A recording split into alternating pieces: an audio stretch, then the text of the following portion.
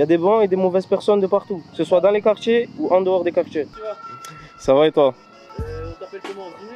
Zine Darar. Darar Zine, mais depuis le film on me surnomme Marteau maintenant. Quand tu marches, les gens t'appellent Marteau? Marteau, c'est Marteau. La famille t'appelle comment la famille? Non, la famille c'est Zino, parce qu'on m'appelle Zine, mais chez nous à la maison c'est Zino. En France, ta scolarité, t'as fait quoi comme scolarité? J'ai pas continué à fond mes études. Je me suis arrêté, c'était en 4e au collège. Et après j'ai fait des petits travails au nord quoi. Par-ci, par-là. Au début je faisais les marchés, je vendais des canettes. Après je vous mens pas, ça me rapportait pas beaucoup, ça me rapportait de quoi manger, de quoi boire, étant jeune. Mais après ça me permettait pas d'acheter mes chaussures. Voilà, tout le monde galérait, mes parents ils travaillaient pas trop.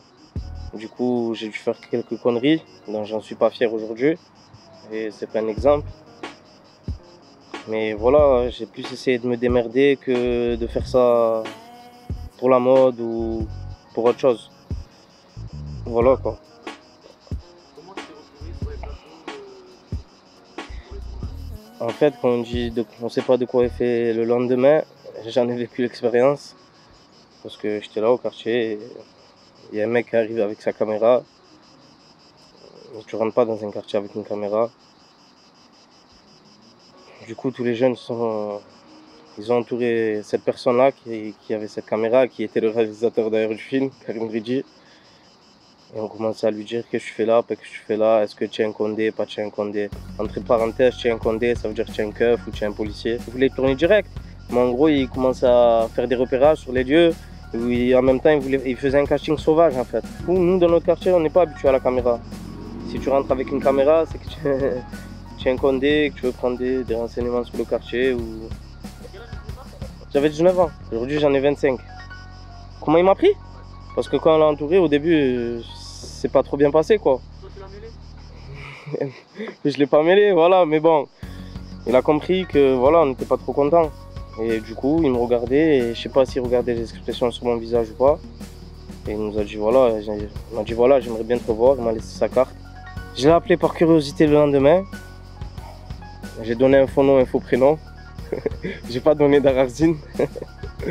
Et du coup, on m'a donné un rendez-vous pour un casting. Et quand j'y suis allé, j'ai croisé le monsieur à la caméra qui était Karim Ridji, le réalisateur de Chouf, et de Khamsa d'ailleurs.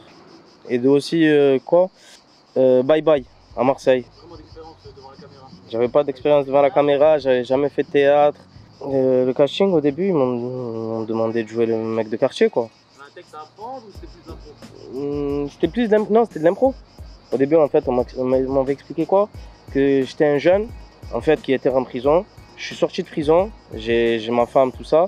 Mais ma femme elle en avait marre que je sois en prison, que je fasse des conneries quoi. Et en même temps je venais d'avoir un enfant.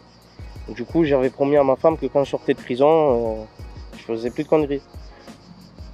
Et quand je sors de prison, il se retrouve que j'ai pas beaucoup de sous. Et que j'ai un enfant, ça veut dire que c'est difficile.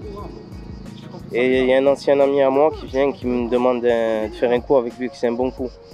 Et en fait, pendant le casting, je devais hésiter. En fait, c'est comme si tu dois dire oui et à la fin tu dois dire non. En fait, tout s'est joué sur l'hésitation. Et du coup, voilà, je l'ai fait au début.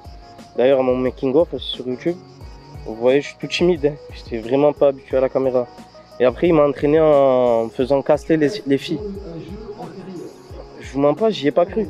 J'y ai pas cru en sachant qu'on allait au festival, en présentation, au festival de Cannes, avant que le film sorte. Du coup, quand le réalisateur nous a appelé pour nous dire on va au festival de Cannes, je vous mens pas, j'y ai pas cru. Et ma mère encore moins.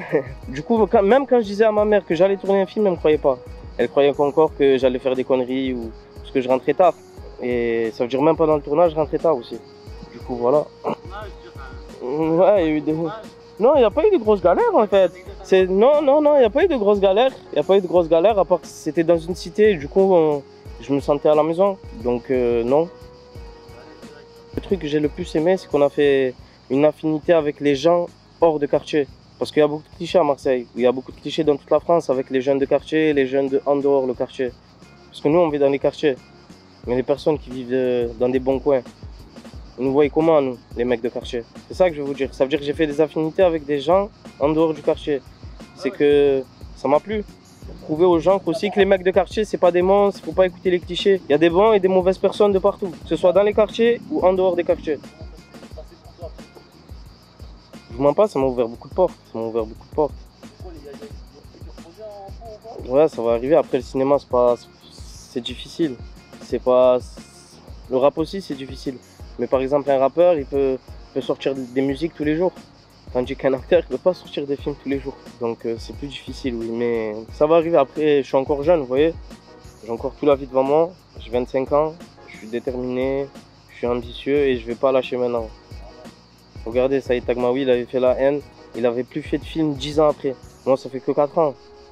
Et j'ai encore que 25 ans, vous voyez. Ça veut dire, normalement, ça peut le faire. J'y crois, moi, personnellement, j'y crois. C'est un exemple pour tous.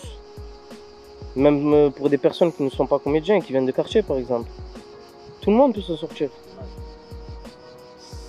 C'est pas saoulé, après, c'est tout le monde. Il y a un peu d'attente, sinon, j'ai kiffé. Et je vous mens pas, ça me manque tellement que... Dommage qu'on peut pas retourner en arrière. J'espère bientôt, là, il y a quelques castings qui arrivent bientôt, là. Et normalement, si tout se passe bien, ça arrive, hein, dans les années là, à venir, 2021, comme ça. C'est quoi pour la suite? Encore plein de films. Merci à toi, là. Merci à vous, avec grand plaisir. Merci beaucoup. À la prochaine.